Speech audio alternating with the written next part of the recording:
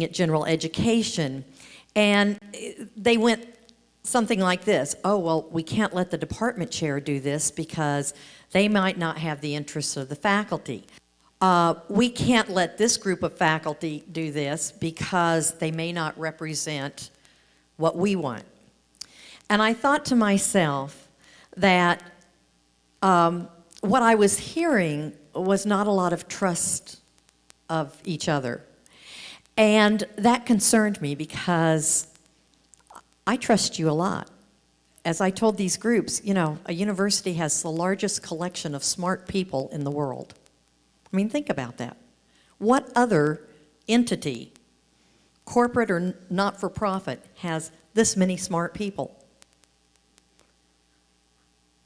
If we're this smart, which we are, we can do anything if we work together. And if we have those goals and the vision that this group articulated 2 years ago, a year ago when the strategic plan was completed. So with that, I want to talk primarily today about the academic audit, because the academic audit is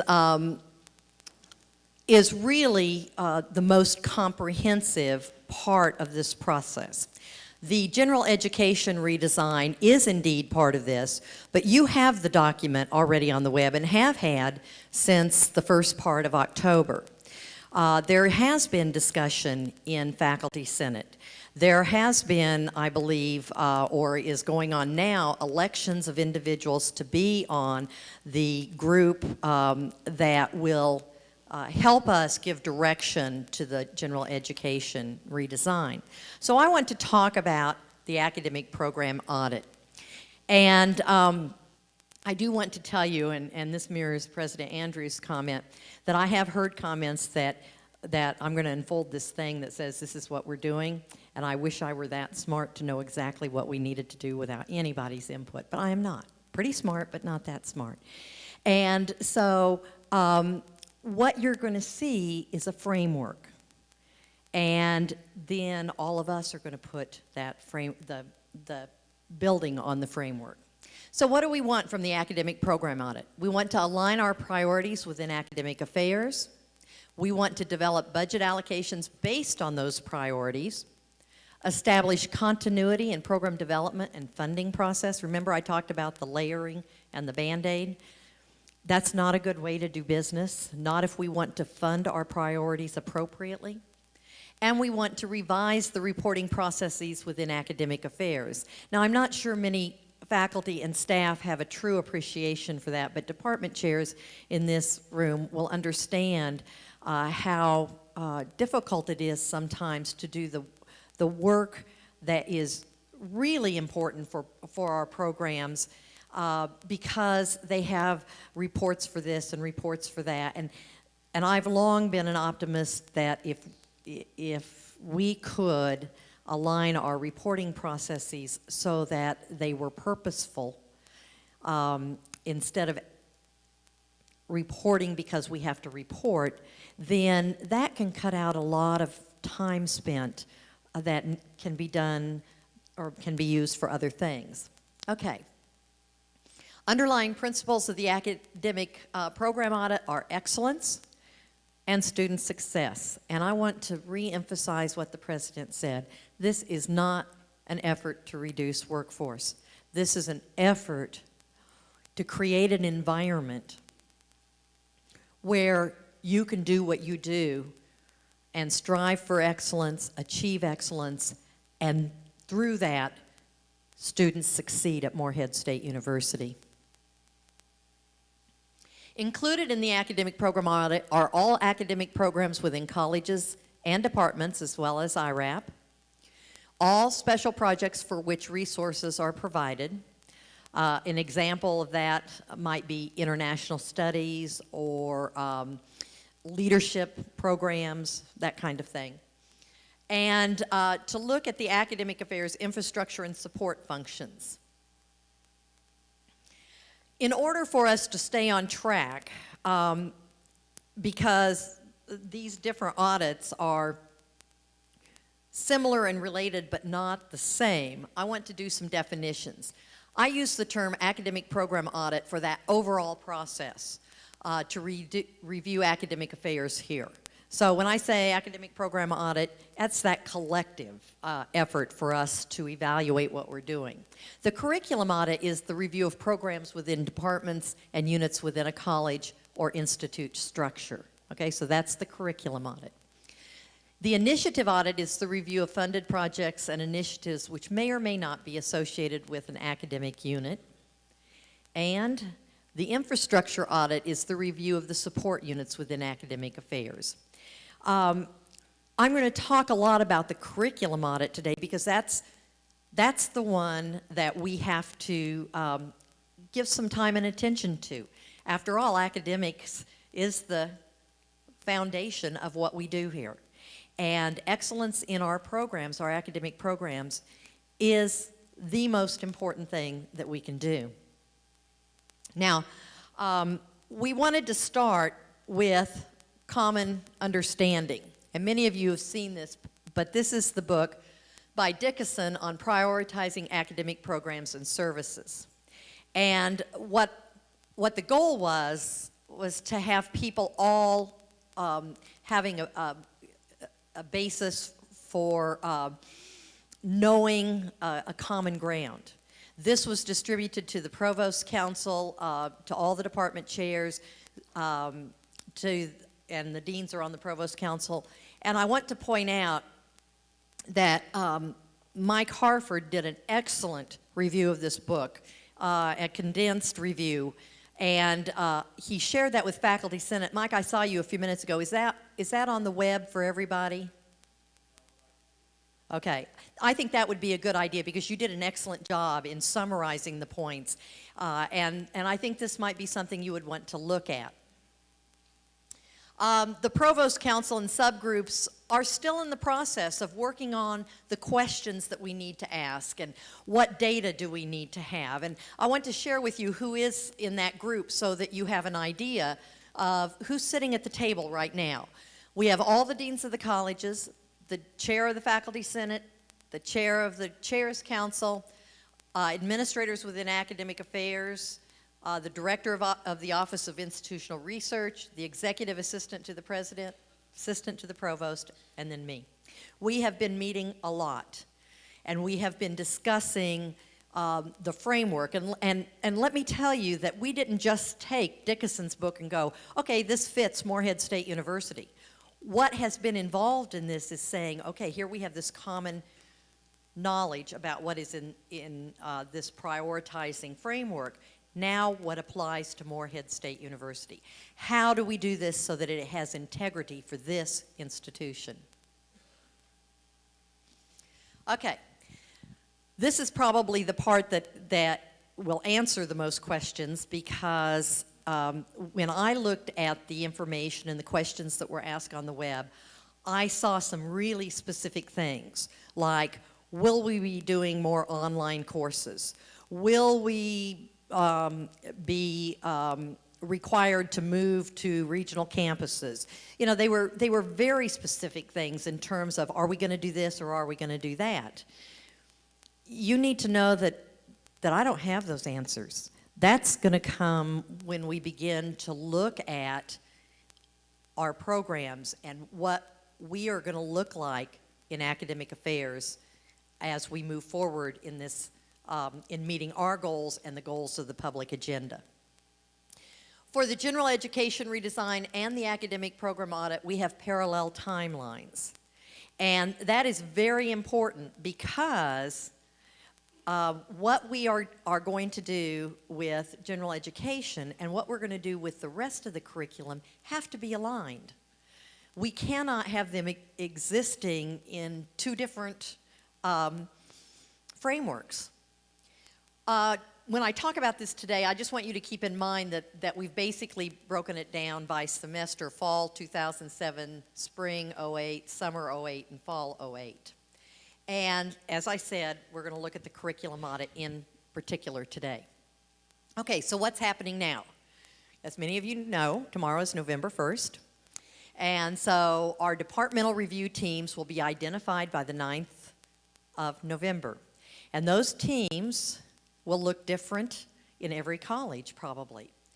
They will consist of department chairs and program coordinators and some faculty. While there are guidelines being provided, the deans and the department chairs are working together to determine what the team for a particular unit will look like. The audit framework will be completed. That group that you saw up there, they will finalize the questions and the initial set of data that will be utilized as we begin the process.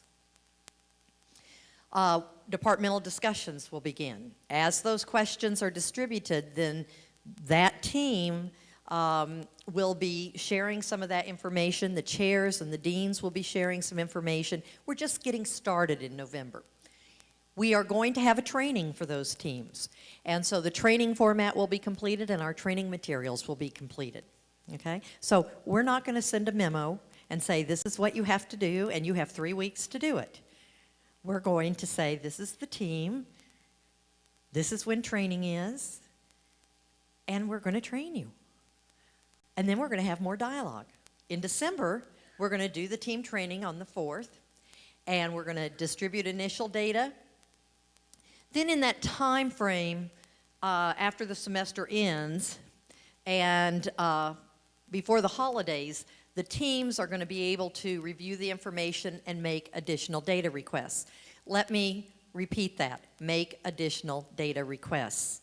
We do not expect you to operate only on what we've determined to be the initial data. You may find a need to have other information, and we will work with you to get there. Now, after the holiday, in January, again, the teams will have time to look at the information. We will do additional training if needed. We have talked in the Dean's group this morning, we talked about the possibility of having a session in January after you see some of the material, of having an open session for faculty who might want to ask questions, who might want to have a few more details on how this is going to happen. It would not be the same training that would happen on the 4th, but it would be a modified training based on what your role is in the planning. And then we have from January 22nd until April to begin the departmental discussion and review and to complete the curriculum audit with documentation. The curriculum audit, and as I said, the framework is going to have a series of questions. It's going to have certain information that you'll need. And then at that department level, you will write a basic narrative that summarizes what you found and what your recommendations are. I hope you heard that. Your recommendations, okay?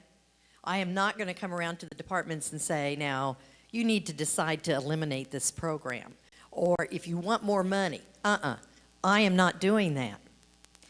This is a review with the team and the faculty, and again, notice I said with the team. The team, let me give a little sidebar. One of the descriptions I've heard is that there is a room somewhere with people in it who are going to make these decisions. I don't know where that room is, so if anybody does know. But anyway, this is not done in a vacuum. The teams will be responsible, but they will be working with the faculty. As the president said, you can decide how much involvement you want or not. Okay. Then, after the 14th, the department teams will have discussions with the deans of the colleges. And then, in May, the colleges will complete their summative curricula audit report. So the departments have a narrative, then it goes to the college and they will have a narrative. And then what the departments write will go forward to institutional research as their report this year. You know that unit report that everybody does? We are not doing it in that framework in academic affairs this year.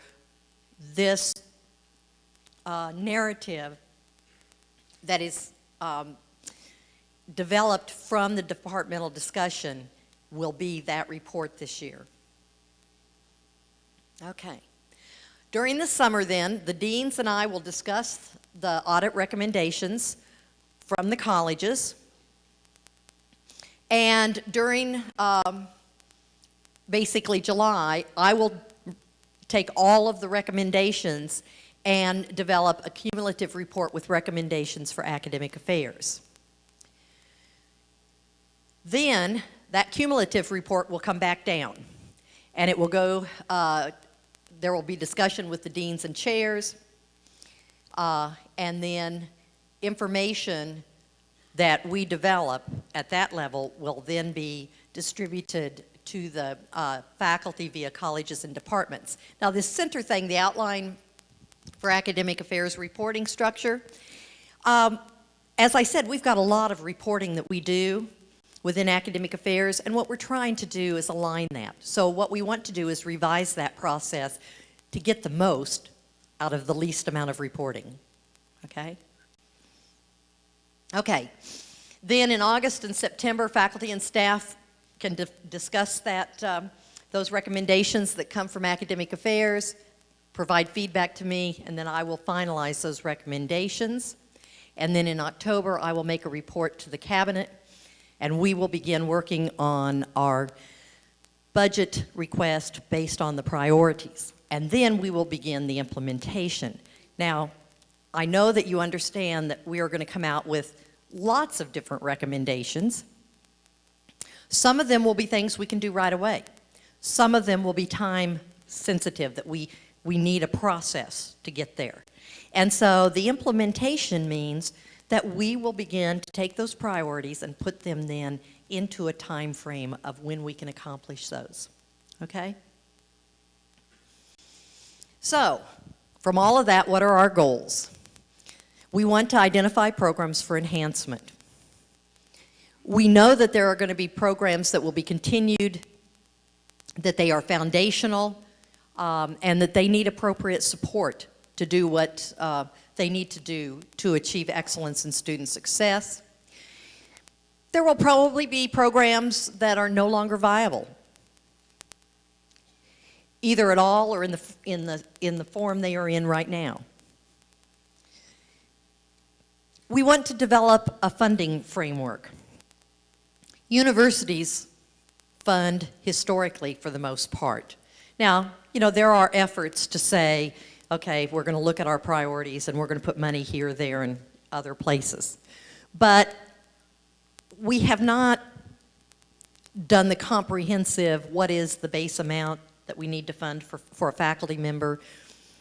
What is this department's special need versus another department's special need? You know, all you have to do is look across the university, and you know that when we talk about the sciences, you're going to need a lot more in terms of operating for chemicals and glassware and that kind of thing that you may not have in another unit. So we want to develop a framework for budgeting that rewards collaboration and that rewards our ability to think outside the box and make this process turn into a dynamic curriculum for our students. And then we figure that there are other issues that will be identified that we need to address. For example, workload issues, promotion and tenure issues, special funding for auxiliary programs, what we do with grants and contracts. You know, there are a whole lot of things that are going to come out of that. We can't solve every problem immediately. We cannot address every issue at the same level of priority. We've got to use our time and our resources wisely. Now, we want to take your questions. We did get some questions from web feedback, and I'm going to turn the mics over in a few minutes to individuals who will call on faculty and staff who have questions, and the president and I will respond to those. But we wanted to hit a couple of the questions that kind of permeated the feedback so that we could hit those right up front. So the first one is, why are we changing general education? Well, first of all, I want to say that when I came here this summer, this process was already started. There already was a team that had been sent to a workshop, and they came back and requested a meeting with me to talk about the plans that had been laid last spring for looking at general education. Now, I think part of our answer, why look at Gen Ed, is right here in your planning document, where we talk about ensuring academic excellence. And how do we know that our programs are 21st century, cutting edge, meeting the needs of our students? You asked that question. We have to answer it. Also, even though the process, and I've got to get my timing right here, I believe in the early 90s, about 90 or 91, was the last time that this process began, and implementation was in 97, and that's just 10 years ago. The world has changed. Morehead State University has changed. We are operating on a continuous improvement type cycle, and in fact, our accrediting bodies require us to assess and make improvement, assess and make improvement. That's the reason we assess, not because we need more to do. It's because we need to make sure we close the loop and determine what we're doing well, what we need to improve on, and then do that. General education is a key place to start. So that's why we're looking at general education. Now, workload and salaries. I will speak to the workload business, and that is that we anticipate that we're going to come out with differentiated workloads, or that at least that's one of the first things that we'll talk about. We cannot look at Gen Ed or the programs at this institution without looking at workload. Again, that's a byproduct of a particular cohort, and we made some efforts to do that. That's what we're doing here, is to try to increase the number of bachelor's degrees. And in the previous experience, what we discovered was it was easy enough to enlarge the cohort and make progress in that. But after we went through that process, we discovered that the cohort was coming from out of state.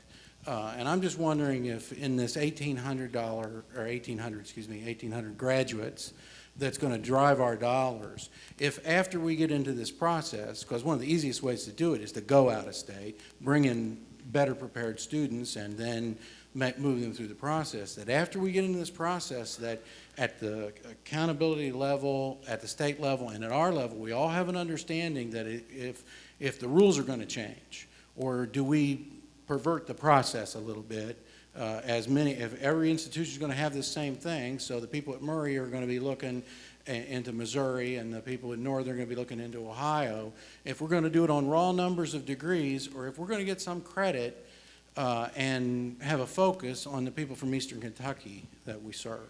Well, it's really clear from a policy perspective that we are expected to help and enable the citizens of Eastern Kentucky. I mean, that's our primary work. But I have said to the policymakers, if you look at the demographics, look at the census data, we cannot make the numbers up here if we just limit our focus to the 22 counties in East Kentucky that are our traditional service counties. It won't happen. So, you know, we've got to look to the bluegrass, we've got to look to Louisville, we've got to look to Cincinnati, we've got to look to West Virginia, and it should be very legitimate, and I haven't had anybody push back on that. The data that we have suggests the folks in alumni have done some work at our request, and what I've been told is that if you analyze, I don't remember the time frame, Michael, but they looked at alumni data in terms of zip codes. Graduates, they're out-of-state students that graduate from Morehead that have a Kentucky zip code. 40% of the students that they examined were in that category. I would say that's a pretty good return to the taxpayers in the Commonwealth if we get 40% of Kentuckians and West Virginians and Illinoisans or wherever they come from to stay here. The other part of that, of course, is the Commonwealth has to have quality work for these people to do, and that's the economic development piece. So I don't think we'll get our legs cut out from under us. I think recruiting some students out of state is a legitimate strategy. And of course, the other thing it does is it adds to the diversity of the population here. Because people in eastern Kentucky in our traditional 22 counties have a lot in common. And it's probably a good thing for us to bring in some folks from other places that, well, you know that. So yeah, I think that's a great question, and I don't think we'll be penalized by doing that.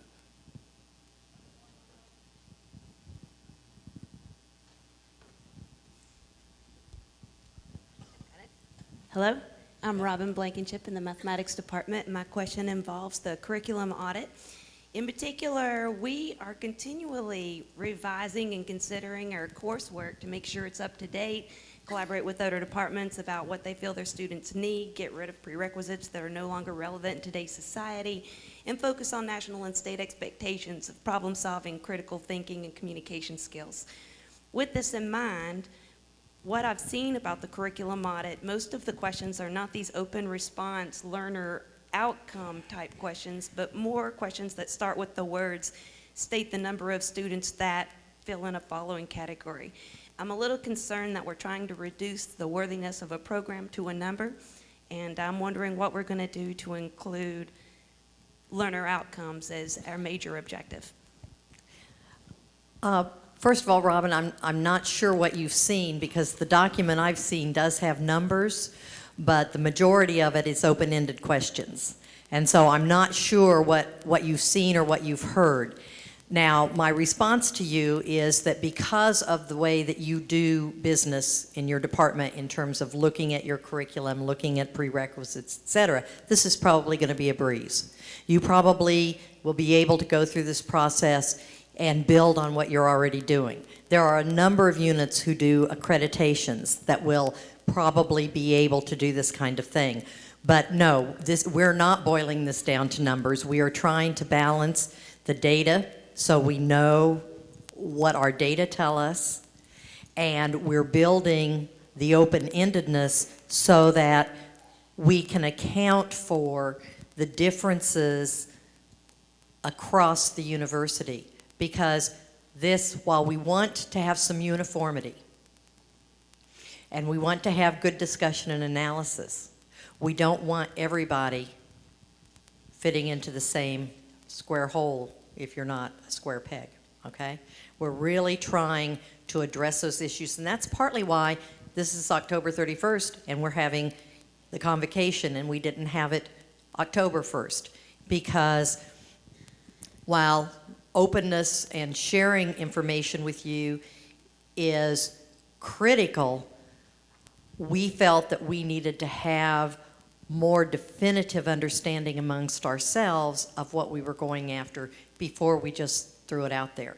But the document I've seen is not a numbers-driven document. It has numbers, but it's not numbers-driven. We're at 5:30, and we scheduled this from 3:30 to 5:30. If there are additional questions, I'll be happy to stay down here and visit with you, and I'm sure the provost would. I want to thank you for coming. I hope what you go away with this afternoon, though, is an understanding this is not something that someone is doing to us.